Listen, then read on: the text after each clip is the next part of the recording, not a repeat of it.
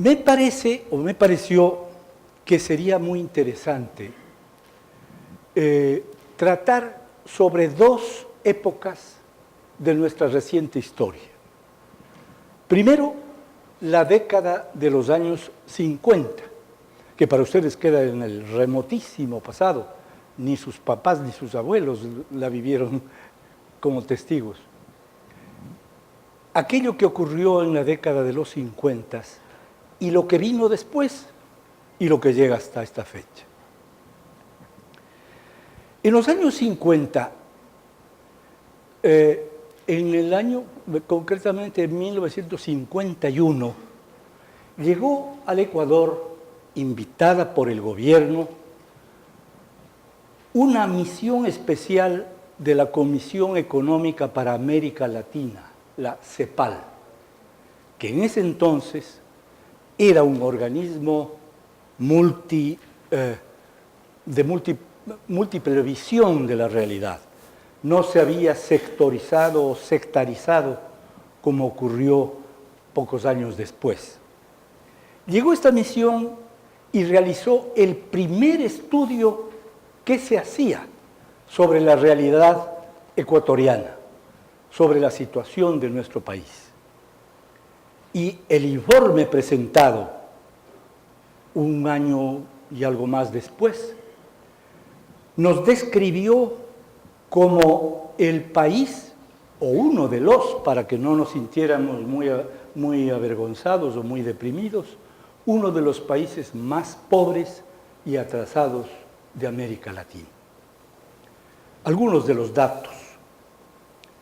El país teníamos 3.202.750 habitantes. Por cierto, como resultado del primer censo que se realizaba o se había realizado en el Ecuador en su historia. Las exportaciones, constituidas en el 90% por productos agrícolas, llegaban apenas a $19.100.000. Cuba exportaba 121 millones, Venezuela 2.636, ya era país petrolero por supuesto, y las importaciones, casi en su totalidad de bienes de consumo, era de algo menos de 20 millones de dólares, por lo que la reserva monetaria no superaba los 15 millones de dólares. Hoy es alrededor de 3.500. La única vía de comunicación entre Quito y Guayaquil, vale decir, la sierra y la costa, era lo que quedaba del ferrocarril que inaugurara Eloy Alfaro en 1908. Porque no había un solo kilómetro de carretera asfaltada y los caminos empedrados eran muy poco transitables. Una anécdota. Anualmente crecía el río Chanchán. ¿Recuerdan ustedes el río Chanchán, provincia de Chimborazo? Y se llevaba un pedazo de la vía férrea. Automáticamente el Ecuador se dividía en dos, incomunicados absolutamente.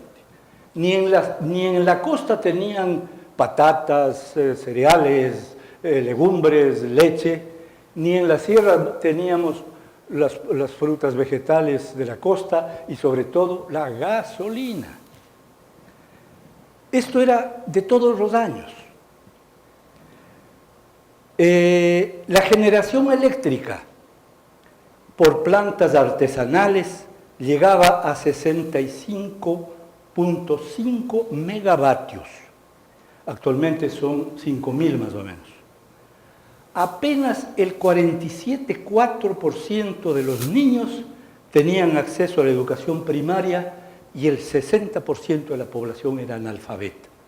En suma, el país, en semejantes condiciones y con un PIB per cápita de irrisorios $126, se ubicaba sin lugar a dudas a la cola del subdesarrollo. 10 años después, se dijo lo siguiente en un informe de la Junta Nacional de Planificación. Yo todavía no era parte de ella, por supuesto. No hay duda que el Ecuador es menos pobre, mucho menos pobre de lo que fue hace 10 años. Y se dice luego, la inercia se rompió cuando la demanda externa abrió posibilidades de expansión a algunos sectores de la economía. El aumento de la producción de exportación con la riqueza que de ella emana influyó a su vez en la demanda interna, creando nuevos impulsos para otras actividades. El Estado, cuyos ingresos crecieron por obra de la misma dinámica, exigido por las demandas de los sectores en expansión que le pedían caminos, escuelas, crédito, asesoramiento técnico, etc., engrosó la inversión pública y se lanzó a planes de obras que por sí mismos se tornaron un poder generador de la riqueza. En 10 años había pasado este milagro. ¿Qué había sucedido? Pues nada menos que la suerte política del país determinó que en el año 1948, al cabo de una época de crisis, de violencia, de incertidumbre, se eligiera presidente al señor Galo Plaza Lazo. Y él, entre otras cosas positivas y beneficiosas, impulsó la iniciativa de cultivo bananero y de exportación bananera. Él conocía, había vivido el impacto que la United Fruit, tan aborrecida por los socioleros, la United Fruit había producido en América Central. La transformación de Guatemala y de otras naciones, Colombia inclusive, por obra de la exportación bananera. Él inició con un gran ministro guayaquileño benemérito, don Clemente Yerobi Indaburu, más tarde presidente temporal del Ecuador, inició la producción bananera. Pero esta producción bananera estaba constreñida por la falta de vías de comunicación. Al señor Plaza, en el año 52, le sucedió el doctor José María Velasco Ibarra para su segunda administración. Acérrimo enemigo de Galo Plaza, opositor feroz de Galo Plaza, pero hombre que miraba el futuro, estadista sin duda alguna. Él emprendió entonces como tarea fundamental un plan de vialidad, el primero en la historia. Un plan de vialidad que se financió, no vayan a reírse ustedes, con el impuesto de 1 sucre sobre cada galón de gasolina. Con esos recursos, en 4 años, se rompió la incomunicación entre Guayaquil y Quito con una carretera aceptable, una carretera que funcionaba o que era viable o transitable durante todo el año. Y además, otra carretera hacia Manta y otra carretera hacia el sur de la República y mejoras en la vía de comunicación hacia el norte. Un plan vial de extraordinario impacto. Entonces, con esa posibilidad de vialidad abierta o de comunicación directa, el desarrollo bananero creció enormemente, hasta llegar a un total de exportaciones de aproximadamente 200 millones de dólares, solo el banano. 200 millones de dólares en comparación con los 19 que exportábamos 10 años atrás. Y ese dinero, el dinero de la exportación bananera, ¿hacia dónde fue? Pues fue hacia los que la creaban, es decir, los dueños de las fincas, de los fondos, de las haciendas, los trabajadores, nada menos que 300.000 o 400.000 en total, a los transportistas, a los fumigadores, etc., a una enorme masa de gente que recibió un incremento de sus recursos muy considerable para la situación en que se encontraban y que en consecuencia, como dice la Junta en lenguaje esotérico, impactó en la demanda interna, es decir, la gente tenía dinero para comprar cosas y en consecuencia exigía esto y lo otro y lo demás allá. Comenzaba a vivir otra realidad.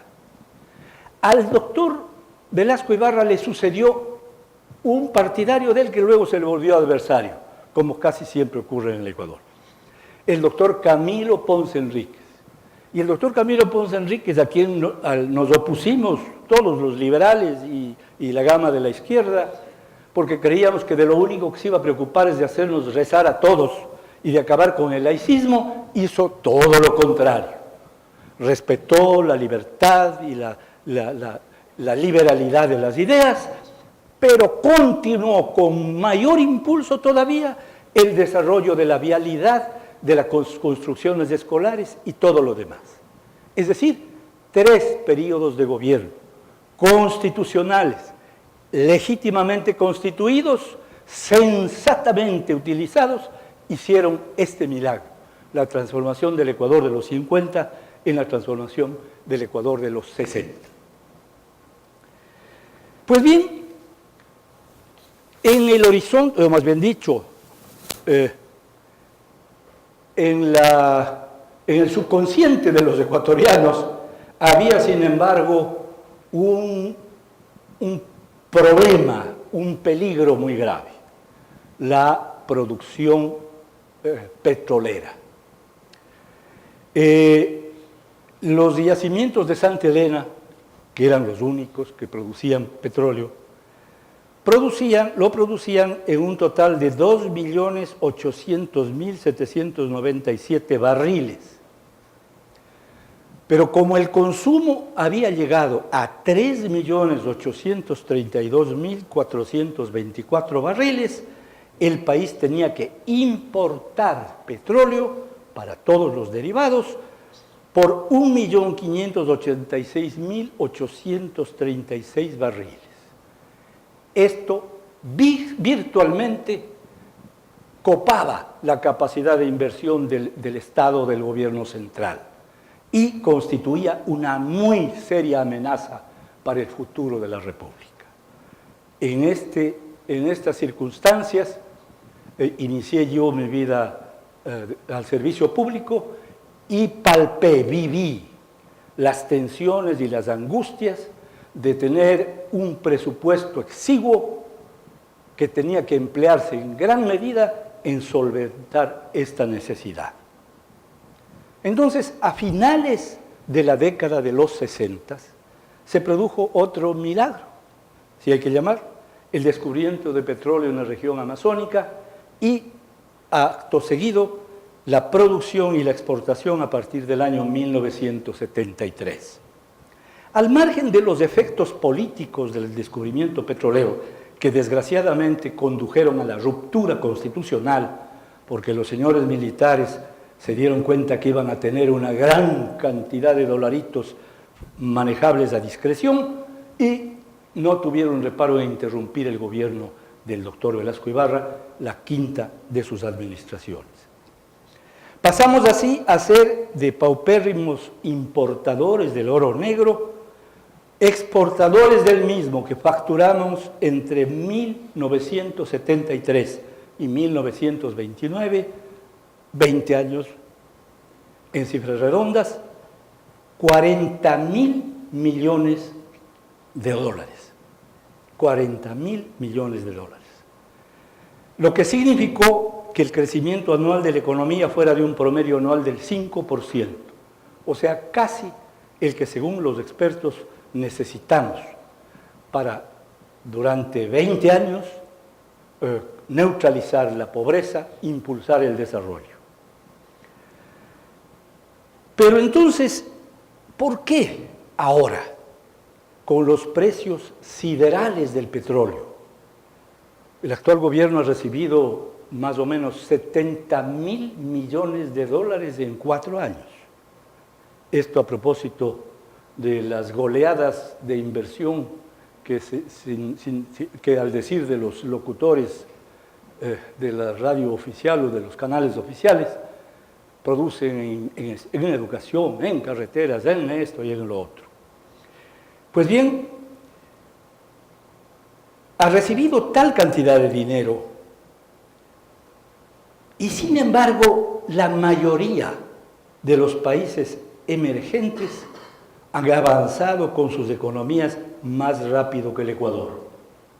En un estudio realizado por el Banco Mundial en este lapso, el Producto Interno Bruto per cápita en valores corrientes, o sea, el valor total de la producción dividido por el número de habitantes y deducida pues, la inflación, en Ecuador el Ecuador creció menos de 3 veces, o sea, un crecimiento menor al 3%, mientras en algunos países se multiplicó más. Singapur creció 6.5, Polonia 13.3, Corea del Sur 9.1 y Botswana en el África 12.8 veces. Y en América Latina, Chile 5.9, México 4.7, Perú 5.6 y la República Dominicana 4.4. El Ecuador menos del 3%. Y algo más preocupante todavía. En el ranking mundial de desarrollo tecnológico, que contiene datos sobre 127 países, el Ecuador ocupa el lugar 107, casi al final de la lista. En América Latina, Chile ocupa el 34, México el 58, Brasil el 59, Panamá el 64 y Colombia el 69. Es decir, estamos a la mitad, a la final del camino. Y en cuanto a libertad económica, según la Heritage Foundation, entre 178 países, el Ecuador ocupa el sitio 137. El estudio fue realizado pues, muchos años antes de que se produjera la sentencia del señor juez ni sé cuántos en relación con el diario El Universo. En América Latina solo está, en términos de libertad económica, sobre Venezuela, que está en el 174. En la publicación El Mundo en el año 2010 de la revista The Economist, se afirma que el Ecuador está en 9º lugar entre los 10 países en los que existe mayor riesgo para la inversión. O sea, casi campeonamos. Los demás son Irak, Guinea, Myanmar, Zimbabue, Turkmenistán, Uzbekistán, Venezuela, Tayikistán y Eritrea. ¡Qué compañía! Y para colmo de males, en el reporte Doing Business 2009, en el cual se evalúan las regulaciones o el nivel de regulaciones internas en 181 países, y se identifica aquellos en los que es más fácil hacer negocios, Colombia y Perú ocupan el 2º y 4º lugar del ranking latinoamericano, mientras Ecuador, junto con Bolivia, Haití y Venezuela, están desde hace tiempo en los últimos lugares. Todo lo cual explica el hecho de que nuestro país virtualmente no haya recibido inversión extranjera para el desarrollo de economía privada. Cabe entonces que nos preguntemos, ¿y todo esto por qué? Muchas son las causas que pueden señalarse como determinantes de este gravísimo retraso en nuestro ritmo de desarrollo. Hemos padecido, por ejemplo, grandes calamidades naturales, hay que reconocerlo, como los fenómenos del Niño de 1982 y 83, la caída del precio del petróleo de $25 a 9 en 1987, el terremoto de 86, el terremoto de 1987, las guerras con el Perú en el 81 y el 95 y las crisis financieras internacionales del 82 y el 98. Ciertamente, todos estos fueron durísimos impactos, graves impactos para la economía. Sin embargo, sumados, no justifican el hecho de que con la cantidad de recursos que el país produjo, de la cual el gobierno dispuso o los gobiernos dispusieron, nos encontramos en una situación tan crítica y de retraso en la que lo fundamental está en los defectos institucionales del país, las dificultades para hacer negocios, el sectarismo frente a la inversión extranjera etcétera, etcétera. Subyacentemente a este fenómeno o a estos fenómenos, esta época de frustración o en la que se genera la frustración actual, coincidió con un doble fenómeno. Por una parte, el apogeo, la enorme influencia que alcanzaron las ideas socialistas, las teorías socialistas en los años 60 y 70, como consecuencia del apogeo que habría de ser el último, el postrero de la Unión Soviética. Pusieron el Sputnik circunvolando la Tierra y todo el mundo creyó que ese era el triunfo final del socialismo. El influjo del apogeo soviético y luego el impacto emocional que produjo sin duda alguna la llamada Revolución Cubana. La Revolución Cubana sacudió la mentalidad de la gente joven, la mentalidad de la gente con ideas de progreso y se cometió el error de identificar aquello como la nueva vía hacia la independencia, hacia la soberanía y el progreso de nuestras naciones. Cuando esa idea, cuando esas tendencias dejaban de tener influencia, cuando se perdía su magia, su capacidad seductiva, surgió una nueva alternativa ideológica. Sus creadores fueron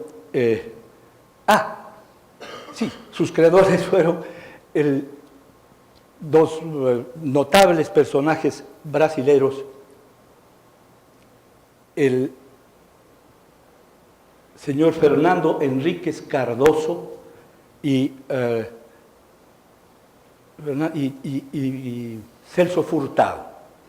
Celso Furtado y Fernando Enríquez Cardoso elaboraron una teoría llamada de la dependencia, con la que explicaban la existencia de países desarrollados y países subdesarrollados. Los desarrollados estaban en el centro, los subdesarrollados en la periferia. El subdesarrollo de estos segundos obedecía, según esta teoría, según estos pensadores, al desnivel existente en las relaciones de intercambio. Es decir, se decía que la producción de los países emergentes, los países pobres, era aprovechada por los países industrializados y que no era justamente remunerada. Este desnivel en la percepción de utilidades sobre el trabajo social que implican las exportaciones era la causa, según estos tratadistas, del subdesarrollo. En consecuencia de esa teoría se derivaba otra, que era la de impulsar el desarrollo hacia adentro. ¿Con esto qué se quería decir? Se quería decir que en lugar de preocuparnos por las exportaciones, es decir, por impulsar el crecimiento de las exportaciones, debíamos preocuparnos de impulsar el incremento de la capacidad de compra de la población interna. Es decir, había que desarrollarse hacia adentro.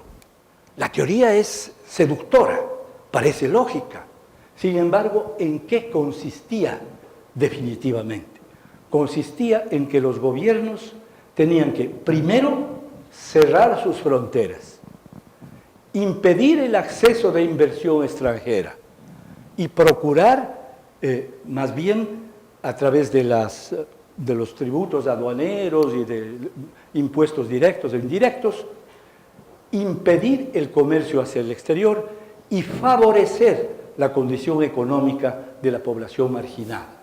Esto quería decir elevar salarios, crear bonificaciones o subsidios, mantener subsidios sobre los consumos fundamentales, etcétera, etcétera. Es decir, todo lo que seguimos viviendo hasta la fecha en el Ecuador.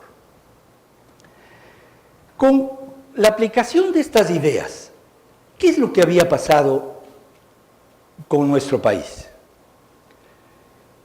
Para finales de los años 50, comienzos de los años 60, el Ecuador tenía 36 entidades entre ministerios y otro tipo de organismos. Con el boom del petróleo entre 1971 y 1990 se crearon 61 empresas estatales: flota petrolera, flota comercial, empresa petrolera, empresas nacionales e internacionales de aviación, Banco del Estado, Dirección de Industrias del Ejército, Empresa Nacional de Almacenamiento, etcétera, etcétera, etcétera. 61 nuevas empresas. Esto significó que el gasto del Estado como porcentaje del Producto Interno Bruto pasara del 9.5 al 22.5. Es decir, más que duplicado. Casi en todas estas entidades que siguen funcionando, es decir, gastando. Y en los últimos 4 años, en el gobierno del economista Correa, se han creado 10 o 15 ministerios más y una docena de organismos y varias docenas de organismos, secretarías o comisiones especiales, todos con denominaciones extravagantes y hasta inentendibles, con lo que el número de burócratas aumentó en un 26%. Y el porcentaje del gasto público se incrementó en un 70%, llegando a ser el 40% del PIB, que es uno de los más altos del mundo. Es decir, que el resumen, la consecuencia de todo este desarrollo teórico, de toda esta influencia izquierdizante y estatizante, de todas estas elucubraciones sobre las relaciones con el exterior, etcétera, etcétera, el resumen, el balance es este: el crecimiento del gasto público y la complicación administrativa, el enredo burocrático que impide que la relación con el exterior fluya de manera natural e intensiva, y que el país reciba en consecuencia los beneficios que para todos los países emergentes ha significado su relación con el exterior. Pues bien, ¿qué de nuevo tenía esto de cerrar las fronteras y desarrollarse para adentro? Nada de nuevo. Aquello se había intentado en el siglo XIV, XV, cuando los monarcas absolutos de países en los cuales no se había iniciado la revolución industrial, para competir, hablamos de Francia especialmente, para competir con Holanda y competir con Alemania, pues se cerraban las fronteras, se aislaban las economías y se procuraba estimular el desarrollo de las empresas locales.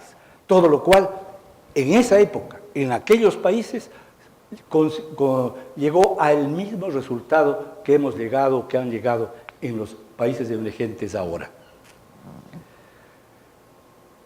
La teoría de la dependencia y del desarrollo hacia adentro resultó tan disparatada y absurda que el creador de esa teoría, Fernando Henrique Cardoso, elegido presidente del Brasil, lo primero que hizo fue olvidarse de su libro y dedicarse a gobernar con sensatez, dedicarse a estimular la vinculación de Brasil hacia el mundo, el volcamiento de Brasil hacia el mundo. Naturalmente, sin perder de vista las grandes desigualdades económicas y la necesidad de resolverlas por la vía de la ampliación del empleo, por la vía de la apertura o la prestación de facilidades y servicios adecuados, pero yendo hacia el mundo, superando las barreras y expandiendo la economía. Este ejemplo de Fernando Henrique Cardoso fue seguido nada menos que por su sucesor, el famoso señor Lula, creador del Foro de Sao Paulo y de todas estas barbaridades. Pues él lo menos que podía hacer es recometer los errores del pasado y prosiguió adelante para consolidar el desarrollo de su país. No es el caso ocuparnos de todo lo que hizo al revés para los demás países emergentes, pero al margen de eso, esa gestión del señor Lula rubricó la de su antecesor y demostró con los hechos lo que teóricamente se había establecido ya. Es decir, que el desarrollo no puede ser otro que el que imponen las circunstancias históricas. Y las circunstancias históricas establecen en la actualidad una relación inocultable, inescapable de todos los países a escala mundial. Esta globalización de la economía, esta globalización del conocimiento invita justamente a que repitamos en nuestros países, hablando de América Latina, la experiencia que elevó de manera asombrosa el desarrollo de Corea del Sur, de Singapur, y que está impulsando a la China en un asombroso nivel de desarrollo, como lo hizo en América Latina, en los dos países que fueron víctimas consagratorias del izquierdismo rampante, Chile y Perú.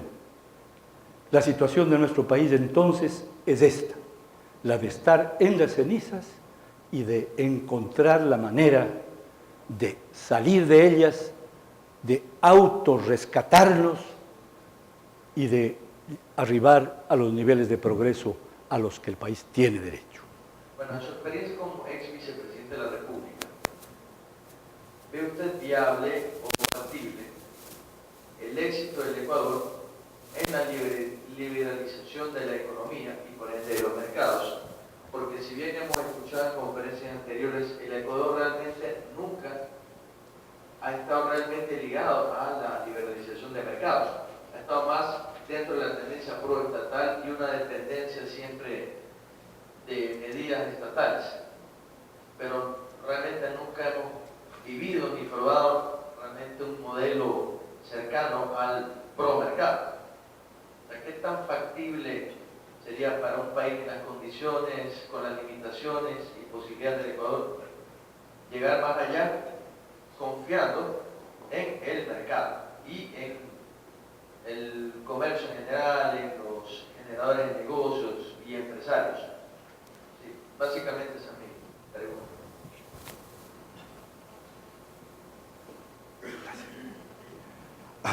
Mil gracias por su comentario inicial. Bueno, todo depende de ustedes. Todo depende de ustedes. Es la gente joven, es la gente que ha tenido la suerte de mirar la realidad del mundo sin el velo, sin la dispersión de imagen que produce el sectarismo socializante. Son las gentes jóvenes las que tienen esa tarea como irrenunciable, como imposible de evitar, porque en ello se va el propio destino del país. Hasta la fecha no hemos sido capaces de mantener, como usted bien lo dijo, una dirección coherente en este sentido. Los dos últimos intentos, el intento que presidiera el ingeniero León Febres Cordero, con cuya compañía realicé mi gestión, digo, el ingeniero Febres Cordero y el arquitecto Sixto Durán Ballén, esos intentos fracasaron por falta de sustentación política.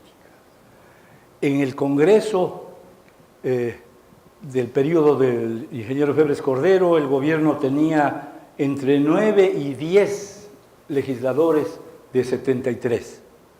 La mayoría era una mayoría opositora, ciegamente empeñada en impedir toda posibilidad, por mínima que fuera, de modificación del famoso modelo. De manera que allí fue imposible. Y lo propio le sucedió al arquitecto Durán Ballén, sobre todo cuando perdió el soporte y el impulso que le daba su vicepresidente, el economista Alberto Dajic. El fracaso de estos dos intentos ha desanimado, diría yo, a la mayor parte de líderes que habrían estado en posibilidades de llegar al poder. Pero les ha desanimado porque se percibe la poca viabilidad que ha tenido hasta la fecha esta tarea. Sin embargo, repito que siendo la tarea fundamental que tenemos, porque no hay otra vía de salida, no hay otra alternativa, ni otra manera de salir de esto que no sea reduciendo el gasto estatal, reduciendo el enredo estatal, impulsando a las empresas, eliminando el hostigamiento incesante, la persecución sistemática al empresario, al innovador. Y bueno, todo eso se resume en una tarea que, repito, hasta la fecha ha sido muy difícil de realizar.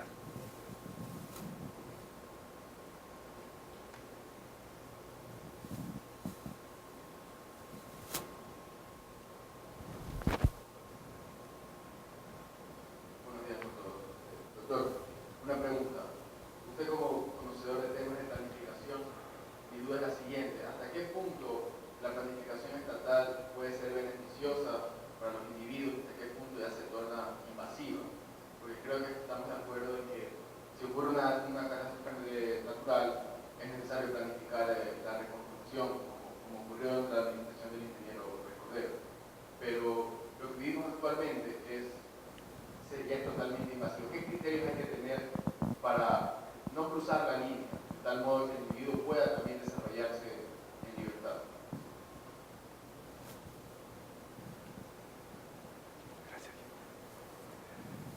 Pues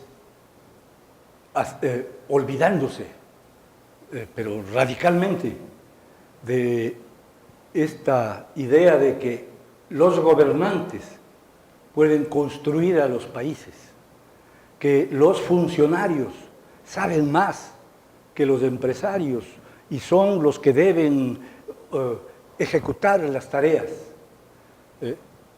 escapando de este señor que quiere implantar el biosocialismo, ¿cómo es que dice? Biosocialismo energético, ni sé qué cosa, una cosa espantosa que no entiende ni él mismo.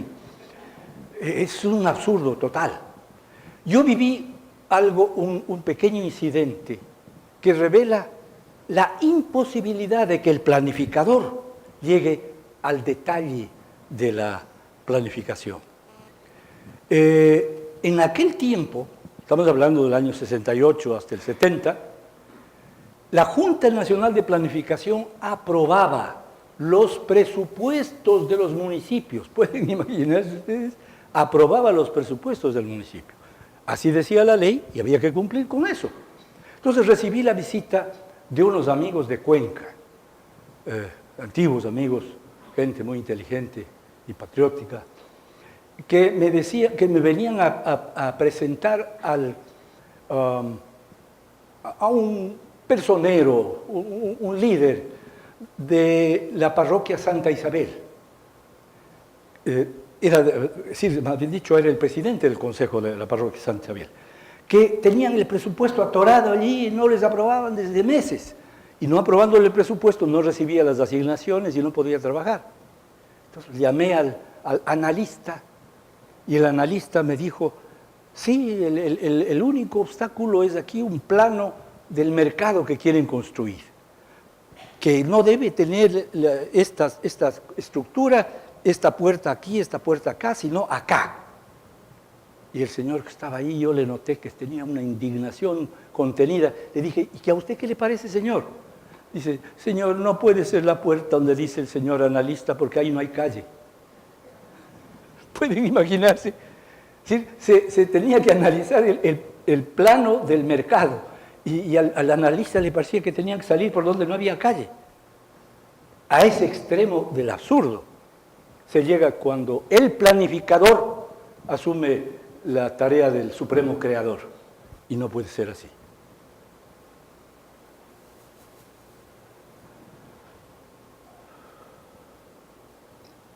Buenos días.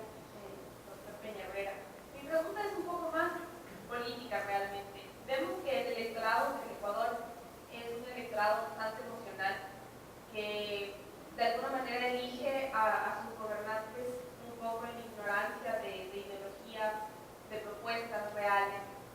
Y lo que vemos hoy es el resultado de eso, un tipo que presentó una propuesta que parecía buena, inclusive a los más destacados analistas en algún momento les pareció excelente la propuesta, hoy todos se arrepienten, pero bueno, ya estamos metidos ahí. Y ahorita el problema mayor del país es ese, ¿no? Tratar de salir de ahí con un electorado que sea capaz de expresar sin miedo una voluntad real de reforma. Usted que conoce más la historia política de este país, ¿cómo nos propone transmitir el mensaje sin caer en el tema emocional de la gente, o sea, sin ser tan demagogos, sin ser tan acercados a la gente por el tema emocional, sino una idea real de cómo decirle a la gente, bueno, despertemos a la libertad de alguna manera y salgamos de esto, esta es la propuesta? ¿Cuál es la mejor forma de acercarse a estas personas sin llegar a esa demagogia, sino con una verdadera idea de libertad? ¿Cómo hacerles entender?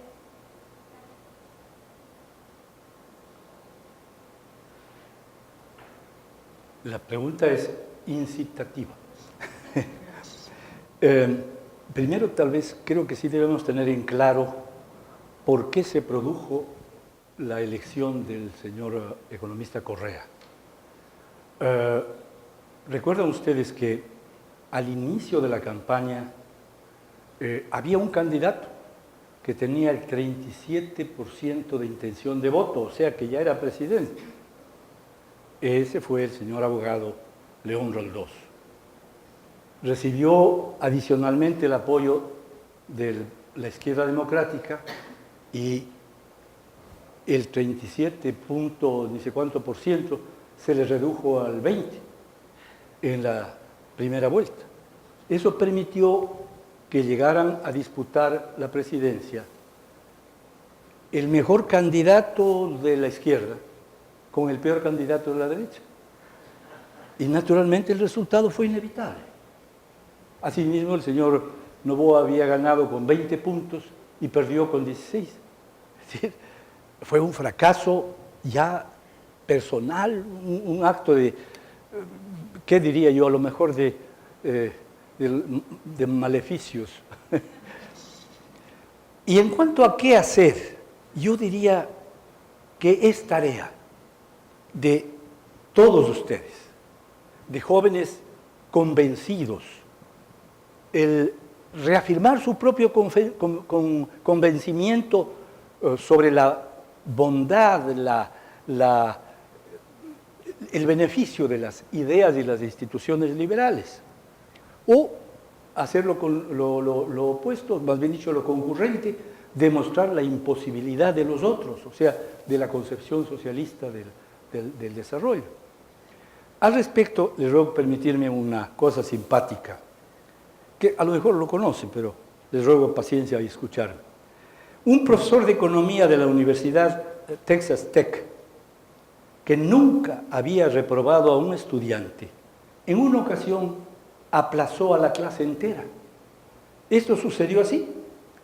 Luego de haber disertado sobre el tema del sistema socialista, los alumnos, por unanimidad, habían discrepado con él, sosteniendo que el socialismo sí funcionaba, que en este sistema no existían ni pobres ni ricos, sino una total igualdad, y que solo en esas condiciones puede existir la libertad. El profesor propuso hacer un experimento en clase sobre el socialismo.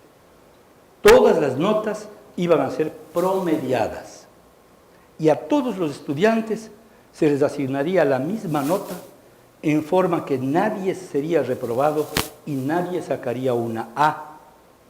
Después del primer examen, las notas fueron promediadas y todos los estudiantes sacaron B. Los estudiantes que se habían preparado muy bien estaban molestos, pero los que estudiaron poco estaban contentos. Cuando presentaron el segundo examen, los estudiantes que estudiaron poco estudiaron menos aún, y los estudiantes que habían estudiado duro decidieron no trabajar tan duro, ya que no iban a lograr obtener una A. y así también estudiaron menos. El promedio del segundo examen fue D. Nadie estuvo contento. Pero cuando se llevó a cabo el tercer examen, toda la clase sacó F, aplazados todos. Las notas nunca mejoraron. Los estudiantes empezaron a pelear entre sí, culpándose los unos a los otros por las malas notas que habían llegado, hasta llegar a insultos y resentimientos, ya que ninguno estaba dispuesto a estudiar para que se beneficiara otro que no lo hacía. Para asombro de toda la clase, todos perdieron el año. Y el profesor les preguntó si ahora entendían la razón del gran fracaso del socialismo. Es sencillo, simplemente se debe a que el ser humano está dispuesto a sacrificarse trabajando muy duro cuando la recompensa es muy atractiva y justifica ese esfuerzo. Pero cuando el gobierno quite ese incentivo, nadie va a hacer el sacrificio necesario para lograr la excelencia. Finalmente, el fracaso será general. Yo creo que explicaciones un poco así, de sentido común, de lógica, y constataciones históricas que son múltiples, que son evidentes, puede ayudar a que se consolide una fuerza actuante que sea capaz de superar las limitaciones, los obstáculos, hasta las acechanzas. Y teniendo en cuenta que el populismo o el sociopopulismo se sustenta en la capacidad de dádivas del gobernante. Si tiene capacidad para seguir ofreciendo ventajas, para seguir ofreciendo beneficios, diría yo, no merecidos, pues va a permanecer en el poder. Por desgracia, esto concluye con la postración general, con el desastre total. Así fue en América Latina, en Perú, así ocurrió en Chile, así está sucediendo en Venezuela. En Venezuela, pues, tan grave es la situación que de no mediar por las quimioterapia, pues es probable que los venezolanos no salgan de la situación en que se encuentran.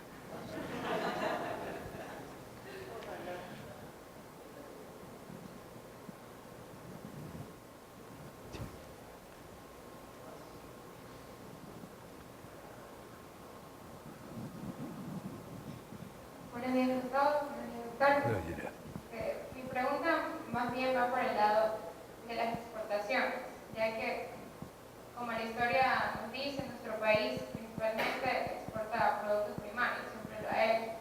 Nunca ha ido más allá de esto. O sea, en comparación con nuestros países vecinos, con todo el mundo, estamos realmente atrasados, es muy notorio.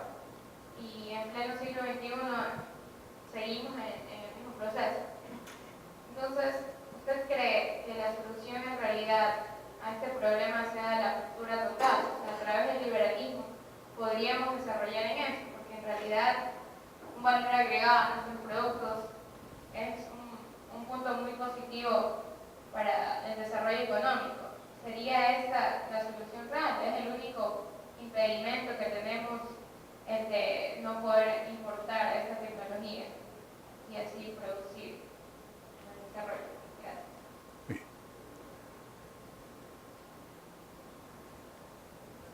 Este fue el análisis que, entre otros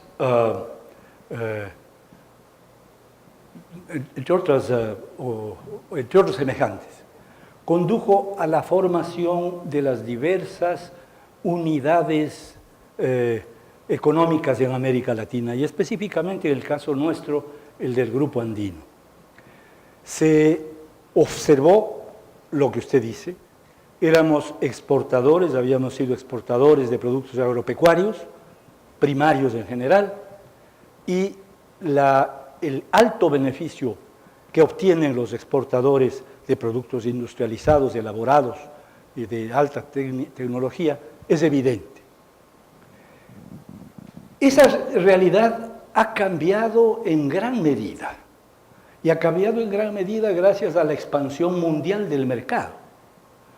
Los exportadores de productos primarios han tenido un apogeo extraordinario. Nunca antes se dio una cosa semejante. en los últimos 10 años.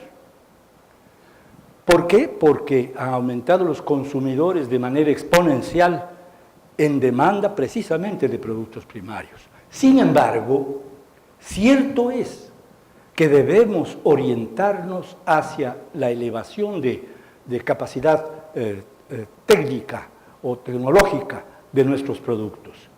Pero para lograr aquello, en el Grupo Andino se cometió un gravísimo error, del cual no puedo decir que fui parte, sino que me tocó vivirlo. Se cometió un gravísimo error al creer que obstaculizando el acceso de la inversión extranjera, con nuestros pobres recursos podíamos lograr esa transformación tecnológica. Eso fue un absurdo. Era un absurdo y fue un fracaso. Porque ¿qué ha pasado con los países que han evolucionado aceleradamente? ¿Lo han hecho con sus solos recursos? No. Lo han hecho con inversión extranjera. Hong Kong, Taiwán, Singapur, etcétera, etcétera. Son el mejor ejemplo de esto. De modo que la apertura hacia la inversión extranjera es la clave para poder elevar el nivel de precio o la imagen de los productos exportados. Y otra cosa, crear facilidades y no dificultades para la inversión y el desarrollo de las empresas. Si es que consideramos que hay que elevar los salarios cada 2 años y que hay que crear ventajas y beneficios para los trabajadores empleados, estamos cometiendo un verdadero crimen contra esa fuerza laboral que no tiene empleo todavía, porque cerramos la capacidad de absorción de los empleados y de los trabajadores y desanimamos la inversión. Aquí un detalle que me permiten que les refiera. En el año, digamos, al inicio de mi gestión como vicepresidente, me encontré que había un proyecto que estaba estancado, que no había recibido estímulos adecuados. Era un proyecto de análisis del desarrollo social del Ecuador. Hablé con las personas que manejaban ese proyecto y me pareció que era una cosa muy interesante y logré cambiar el esquema y darles todo aquello que requerían, que era relativamente poco. El estudio terminó y me correspondía escribir la presentación. Me puse pues a leer y de pronto me encontré con algo que me sacudió y que me sigue sacudiendo todavía. Decía, entre otras cosas, el estudio era sobre población y movilidad social en el Ecuador. Que el Ecuador de aquel entonces, 1985, de esa fecha hasta el año 2000, al que le veíamos lejos, debía crear anualmente, debía crear en ese lapso 1.600.000 nuevos empleos para poder absorber la expansión de la población económicamente activa. Esto sin llegar todavía a cubrir el rezago, es decir, el resto que no se había logrado crear. Es decir, significaba que la creación de empleo era la tarea fundamental, no solo para lograr el desarrollo, sino para preservar la existencia misma del país. Porque un país con una tasa de desempleo tan brutal como la que existe, de empleo informal como la que tenemos, es un país que está en absoluto riesgo de disolución, de crisis interminables, de realidades políticas como la que estamos viviendo. Esa es la tarea. Hay que crear empleo. Es decir, crear empleo, absorber inversión, absorber desarrollo y educación. Educación como la que los países que avanzan han logrado diseñarla y ponerla en vigencia. Son los objetivos y las tareas durísimas que todos ustedes tienen adelante.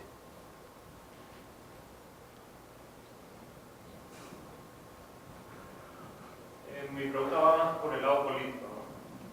Yo quisiera saber su opinión sobre los partidos políticos en Ecuador, porque ha venido con el tiempo, la vida de un partido político en Ecuador se ha ido acortando, cada vez duran menos. Yo apuesto que actualmente el promedio de vida de un partido político en el Ecuador no supera los 15 años.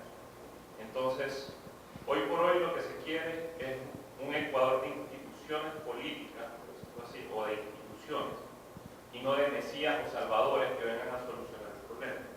Entonces me gustaría saber cuál es su opinión al respecto, cuáles son los principales factores por qué a lo largo de la historia republicana del Ecuador no se ha logrado consolidar partidos institucionalizados como tales, como ocurre en otros países como Estados Unidos, Francia, etc. Y cuáles serían las claves para que eso empiece a darse aquí en Ecuador. Partidos basados en principios y no partidos basados en intereses particulares, porque el proceso aquí es inverso. Nace el caudillo y crea el partido, no nace el partido y surge un líder del partido.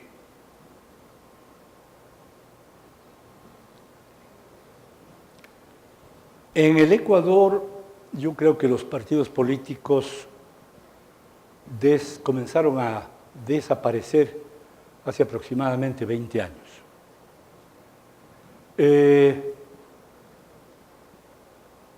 Lo que sostiene los partidos políticos en gran medida es su arraigo histórico. El nombre, la tradición, sostienen a los partidos. Sin embargo, lamentablemente, los líderes no son producto de los partidos, sino a la inversa. Los líderes hacen o consolidan la existencia de los partidos políticos. Y nuestra crisis es crisis de liderazgo. Esa es una realidad. No podemos pensar en crear un partido simplemente a base del convencimiento teórico. Es indispensable darle a la militancia una esperanza de gobierno. Nadie milita, o muy pocos militan en la política por convicciones nada más.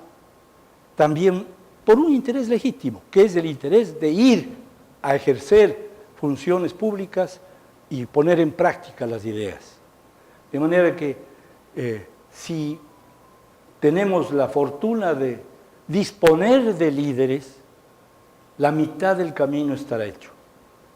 Hay que consolidar o apoyar figuras o personalidades que se identifiquen con los ideales, que se identifiquen con las necesidades. Y bueno, seguir en la tarea. No es una respuesta plenamente satisfactoria, yo sé, pero yo mismo no la he encontrado plenamente satisfactoria, como no sea en estos términos, de que es consecuencia de tradiciones y de personalidades. Sin eso no es posible esperar que exista un partido como sucede en ciertos países, ¿no?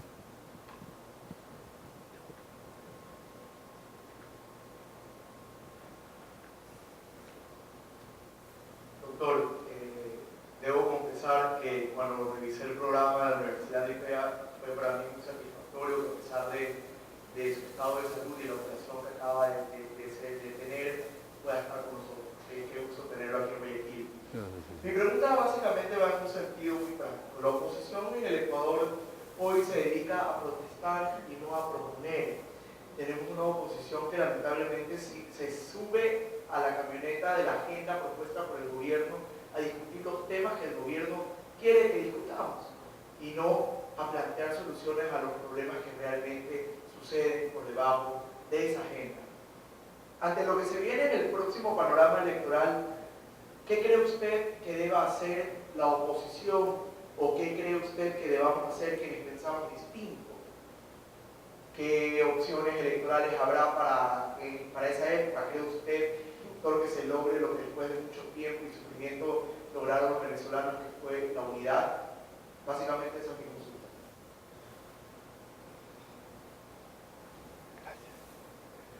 partiendo del convencimiento de que si no se logra una unificación, llamémosle sectorial, una unificación de criterios que básicamente concurran al objetivo de rescatar al país, ese rescate es imposible.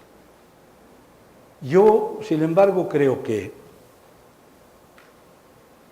para lograr esta unificación es preciso partir de una actitud mucho más humilde que la que generalmente tienen o la que aparentemente tienen casi todos los aspirantes al liderazgo actual.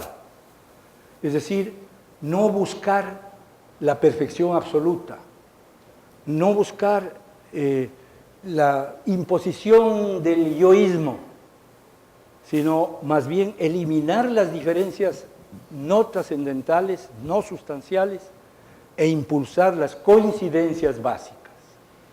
Y como acaba de decir César muy acertadamente, imponer la discusión de los temas de fondo, no del aspecto, ni la simpatía, ni la antipatía de la persona, sino la discusión de los temas de fondo. ¿Cuáles son los temas de fondo del país? Los de la crisis económica en que nos encontramos, los de la imagen calamitosa que tiene el país en el mundo externo, lo de nuestra dependencia absoluta de esa relación con el mundo externo y la imposibilidad de tenerla si es que no somos capaces de cambiar todo esto. Yo diría que impulsando eso se puede lograr esa unificación. Y de otro lado, si el milagro se da en Venezuela, puede ser un efecto contagioso, puede ser algo importante. No quiero decir que también esperemos que ocurra la quimioterapia, sino que, que tengamos, que digamos que sea verdad esto, que también el mismo señor Plaza dijo en una ocasión. Recuerdan ustedes que él vivió pues el terremoto de Ambato y fue a Ambato a organizar las tareas de reconstrucción, etcétera, y al terminar eso le rodearon, no era rueda de prensa de ese tiempo, no teníamos esas cosas tan novedosas, sino una aglomeración de periodistas allí y discute de esto, pregunta de esto y lo otro, hasta que una de ellas le dijo, era una chica, señor presidente, ¿qué piensa usted sobre el vaticinio de la Marianita de Jesús? Ella dijo que el país no se va a acabar con los terremotos, sino con los malos gobiernos. Claro, era una indirecta directísima, ¿no? Plaza le dijo, mire, cierto es que la Marianita dijo eso, pero no se olvide usted que nosotros tenemos o gozamos del amparo de la Virgen del Quinche y de la Virgen de la Merced, y las dos tienen más influencia.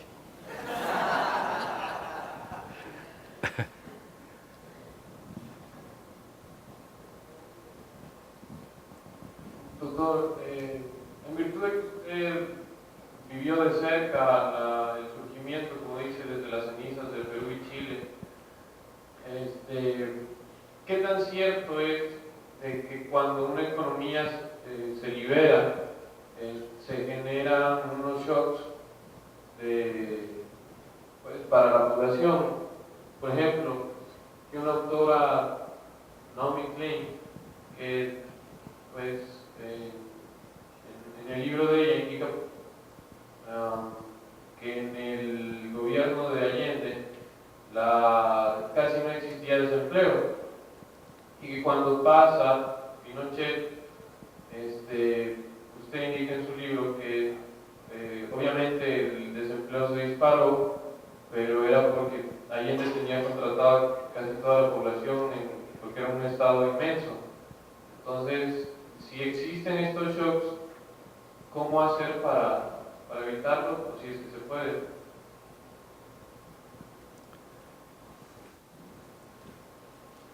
Gracias. Esa es la parte labrada del asunto.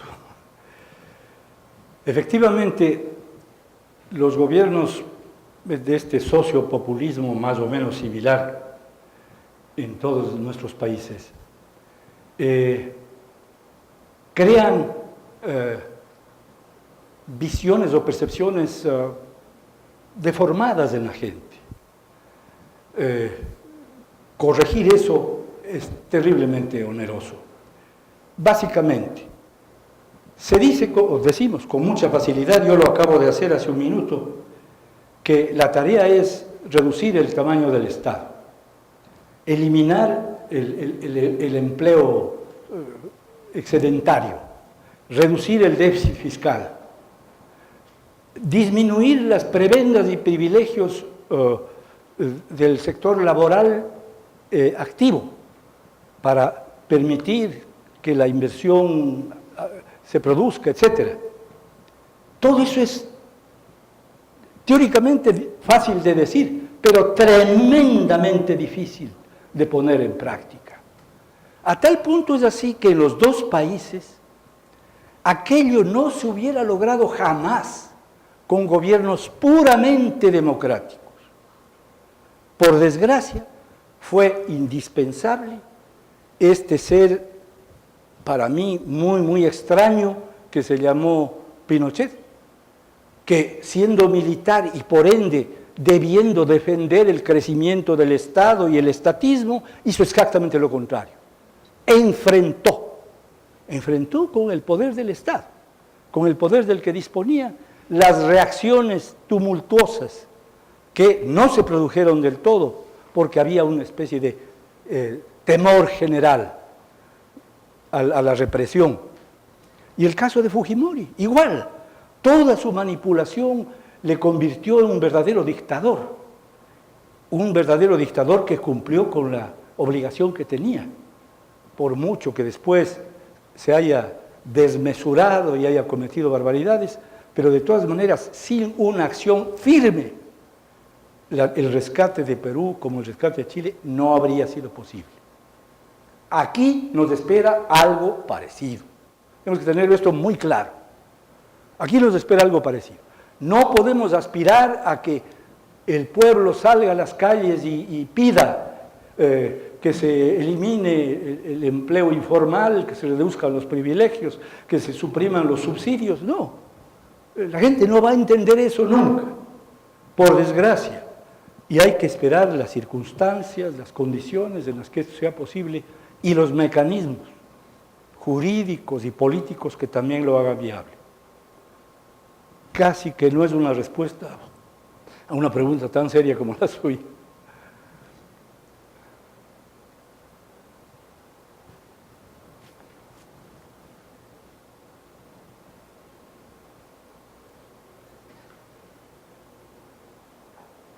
Muy buenos días, doctor. Sin lugar a dudas, uno de los problemas más agobiantes para Latinoamérica en estos momentos es la inseguridad. Desde su experiencia como ex vicepresidente y con su visión liberal, ¿de qué manera cree usted que el socialismo está abordando o tratando mal al momento de encontrar soluciones para controlar o mitigar la inseguridad?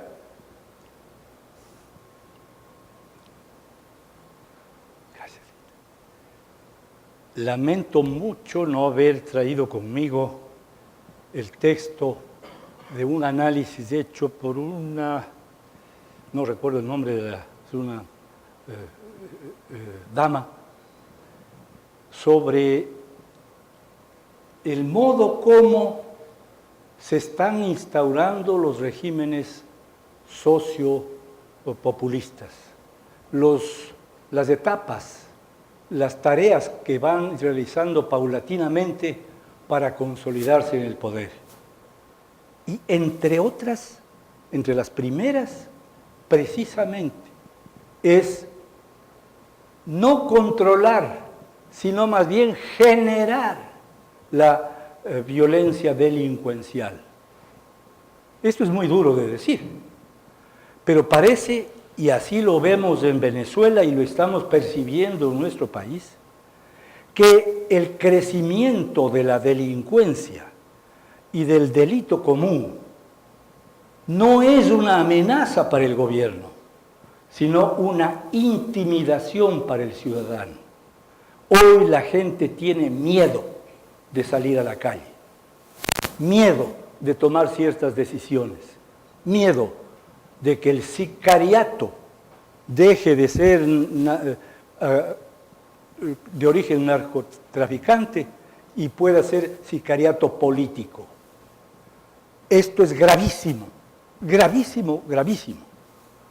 Yo percibo que no hay un interés real en el gobierno por controlar eficazmente o por garantizar eficazmente la seguridad pública. No hay. No es posible que se siga con este quita y pon de municipio a gobierno, de gobierno a municipio, y que no exista una política como la que pacificó Colombia. Si uno llega a la ciudad de Bogotá, pues se encuentra con una ciudad pacífica, con una ciudad en la cual la gente camina por la calle sin ningún problema. ¿Pero por qué? Porque cada cierto espacio hay 2, 3 soldados armados que están vigilando, que están controlando. Y todo esto después de haber reprimido con la dureza necesaria esos brotes de violencia delincuencial. De manera que trágico sería para el Ecuador que esta sea una verdad. Es decir, que el crecimiento de la delincuencia beneficia al gobierno porque intimida al pueblo, le hace depender del policía, depender del fiscal, depender del juez, tener miedo a oponerse a cualquiera de estas imágenes que le garantizan, desgraciadamente, la seguridad. Gracias. Por favor.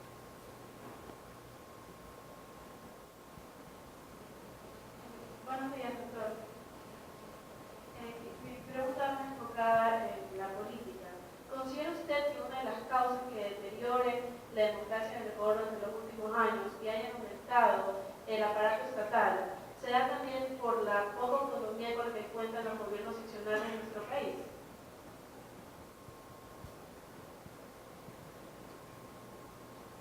Gracias. Sin duda, yo creo que la concentración, la centralización de recursos es negativa, porque de hecho la utilización de esos recursos se vuelve más defectuosa, más incontrolada. El estímulo, la ampliación de esferas de competencia y de recursos operativos para los organismos seccionales y concretamente municipios es absolutamente indispensable.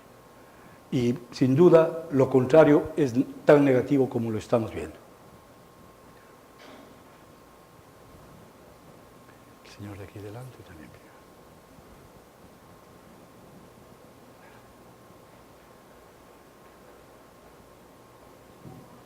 Doctor Peñarrera, un verdadero placer estar aquí escuchando su ponencia.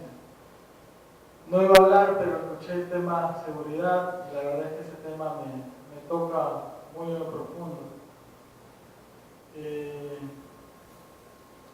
Yo creo que escucharlo a usted decir lo que muchos hemos percibido en los últimos años, que prácticamente este gobierno está solapando a la delincuencia, nos da muchos argumentos y tenemos para muestra no solo un botón, muchos botones. Recuerden ustedes el ingreso a este país de más de 50.000 extranjeros que ahora forman bandas nigerianas, rumanas, cubanas, colombianas, etcétera, etcétera, que se pasean por nuestras calles y ahora hemos tenido que llegar al punto en que los buenos estamos dentro de nuestras casas y los malos rondando en las calles libremente.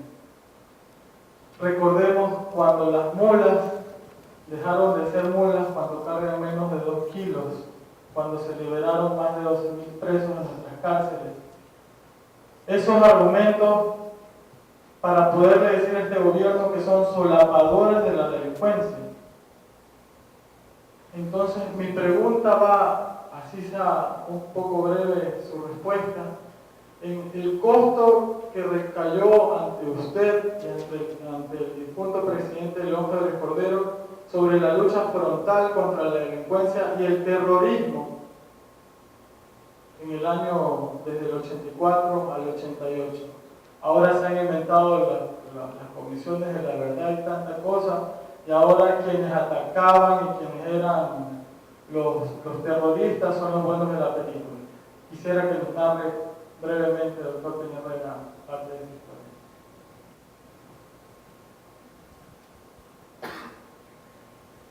Gracias.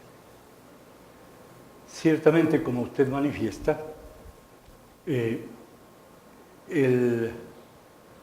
aquel periodo de gobierno no tuvimos que enfrentar un brote o un fenómeno de delincuencia común. Se mantuvo en los niveles humanamente entendibles. El problema fue el de la violencia política. Y creo que esta tarea, cumplida por el ingeniero León Febres Cordero, inmortaliza su figura. Es la gran tarea que cumplió el presidente Febres Cordero. Y en esto de esta afirmación no derivo ventaja alguna personal, porque no fue mi tarea. Yo estaba obligado a otras cosas, pero naturalmente respaldé en la más absoluta integridad esta gestión de él. Tan es así que en el Perú, como todos recordamos, el desarrollo del famoso Sendero Luminoso y no recuerdo el nombre este instante del otro movimiento más importante del Perú, el desarrollo de esos movimientos beligerantes, políticamente beligerantes, no fue preocupación, no fue entendido por el presidente Belaúnde, no se ocupó de ese tema. Y la consecuencia fue un crecimiento torrencial que le llegó al presidente Alan García, quien trató en esa primera administración de controlarlo en alguna medida, pero no pudo hacerlo. Tuvo que llegar el mismo Fujimori y se tuvo que obtener, o más bien dicho, aplicar una política ferozmente restrictiva, porque era la única manera. La violencia política no se detiene con discursos, no se detiene con himnos patrios, ni mucho menos. Desgraciadamente, la respuesta es la fuerza del Estado, la fuerza legítima, la aplicación de la ley. De no haber sido por eso, el desarrollo del Perú habría sido absolutamente imposible.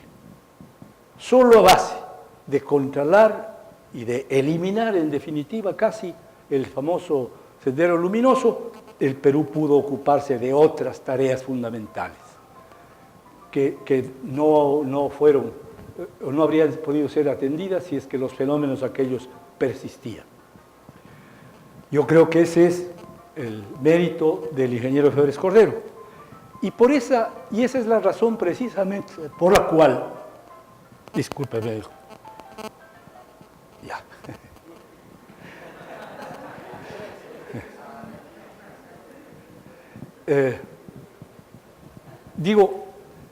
Esa es la razón por la cual los sectores que se benefician o que se habrían beneficiado de esa insurgencia guerrillera no lo olvidan y persisten en el afán de castigar a todos aquellos que tuvieron algo que ver con la represión política. No hay duda alguna que la violencia con que fue reprimida la insurgencia Tupamara en Argentina llegó a extremos verdaderamente inaceptables. Pero llegó a esos extremos porque la violencia guerrillera ya había llegado a lo mismo. y era una amenaza de disolución nacional. Lo mismo pasó en el Uruguay. El Uruguay era un país en tinieblas, un país aterrado, dominado por la fuerza beligerante de la izquierda. La imposición de la ley, la represión legitimada por la ley, fue la salvación de esos dos países, como lo fue, como acabo de decir, del Perú, como lo fue en Chile y lo fue en el Ecuador, por suerte, en la etapa inicial del proceso, sin que hubiera llegado a desarrollarse definitivamente. ¿Qué habría sucedido con el Ecuador si es que la alianza del famoso Alfaro Vive con el movimiento M19 de Colombia se perfeccionaba como se hubiera perfeccionado si cobraban el rescate de las familias Isaías? ¿Qué habría sucedido? ¿Cuántas víctimas habríamos tenido? Tal vez igual que en el Perú, 50.000 o 60.000. Pues todo esto se pudo evitar al actuar con firmeza, con sentido de responsabilidad, con sentido auténtico de patria.